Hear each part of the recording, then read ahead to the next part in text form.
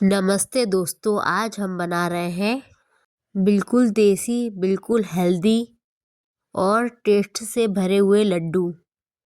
Video को skip मत करना। सबसे पहले हमने यहाँ सारा सामान रेडी कर लिया है ताकि बनाते टाइम कोई कंफ्यूजन ना हो। इसमें हम यूज़ कर रहे हैं ये लड्डू बच्चों और बुजुर्गों के लिए बेस्ट है। अब हम काजू कटिंग कर रहे हैं। अब काजू को छोटा छोटा कट कर लेते हैं। इसी तरह बादाम को भी कट कर लेते हैं। बादाम बॉडी को स्ट्रेंथ देता है, इसलिए ये लड्डू में एक इम्पोर्टेंट इंग्रेडिएंट है। अब बारी आती है मखानों की। मखानों को थोड़ा सा चॉप कर लेते हैं। अब हम सबसे पहले अलसी को लो फ्लेम पर भूनेंगे। हाई फ्लेम पर अलसी जल जाती है, इसलिए पेशेंस बहुत ज़रूरी है। जब हल्की सी खुशबू आने लगे तब समझ जाए अलसी परफेक्ट भून चुकी है। इसके बाद अब हम तिल को भूनेंगे।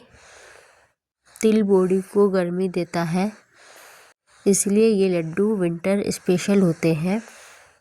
तिल को तब तक भूनना है जब तक वो हल्का सा पॉप ना करने लगे।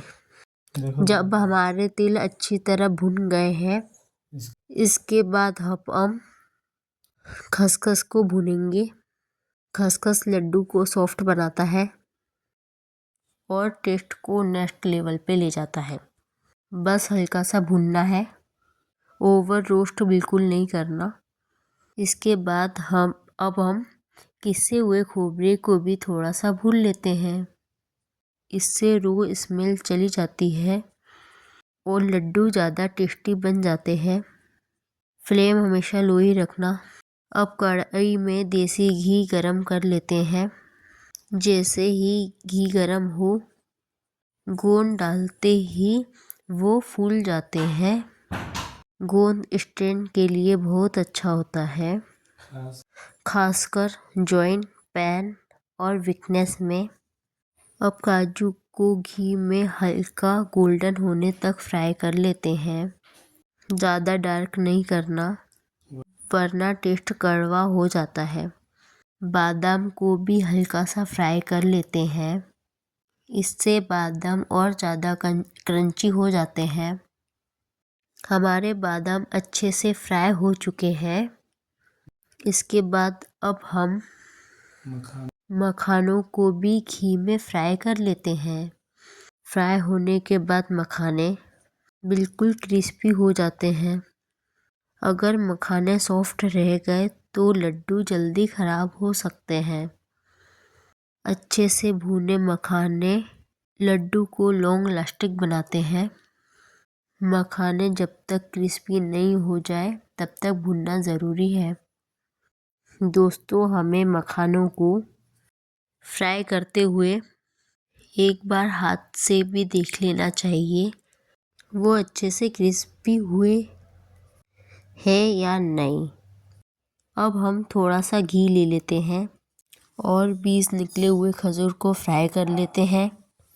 खजूर लड्डू को नेचुरल स्वीटनेस देता है, इसलिए इस रेसिपी में शुगर की बिल्कुल ज़रूरत नहीं है। अब आ गया है इस रेसिपी का इम्पोर्टेंट स्टेप, ग्राइंडिंग। यहीं पर सारे भुने हुए इंग्रेडिएंट्स एक दूसरे के साथ परफेक्टली कंबाइंड होते हैं। ग्राइंडिंग को एक साथ कंटिन्यूसली मत चलाना, बीच बीच में पॉज देना बहुत ज़रूरी होता है। अब हम मिक्सर को प्लेट में निकाल लेते हैं, जिसमें बादाम, काजू, मखाने हैं। इन सबको अच्छे से मिक्स कर लेते हैं। अब हम इसमें मिलाएंगे फ्राइड गोंद। इसको भी अच्छे से मिक्स कर लेते हैं। अब बारी आती है खजूर को ग्राइंड करने की, जो इस रेसिपी का नेचुरल स्वीटनर है। खजूर को हम पहले ही हल्का सा घी में फ्राई कर चुके हैं, इसलिए ये अब बिल्कुल सॉफ्ट और मैश होने के लिए रेडी है। अब पीसे हुए खजूर को भी मिक्सचर में मिला देते हैं। लास्ट में थोड़ा सा इलायची पाउडर डालकर टेस्ट को और इन्हांस कर देते हैं और इन सबको अच्छे से मिक्स कर लेते हैं। अब थोड़ा थोड़ा मिक्सचर लेकर हाथ से लड्डू का शेप देते जाएंगे। देखिए कितने सुंदर लड्डू बन रहे हैं। तो दोस्तों, हमारे देसी हेल्दी लड्डू तैयार है। रोज एक लड्डू खाने से बॉडी को एनर्जी मिलती है। और रेसिपी पसंद आई हो तो वीडियो को लाइक करें, सब्सक्राइब करें।